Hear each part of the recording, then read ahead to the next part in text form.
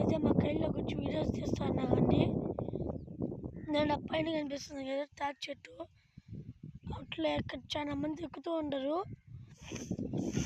ఇక్కడ చాలా ఫేమస్ అవి అయితే తాటికాయలు, మామిడికాయలు తోపులు కూడా ఉన్నాయి.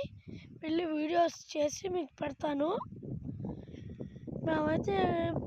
మేము క్రికెట్ ఎక్కడ ఆడతామో కూడా నెక్స్ట్ వీడియోలో మీకు పెడతామన్నమాట. నాకైతే జలుబు వచ్చిందనమాట, అందుకని నేను చేస్తున్నాను.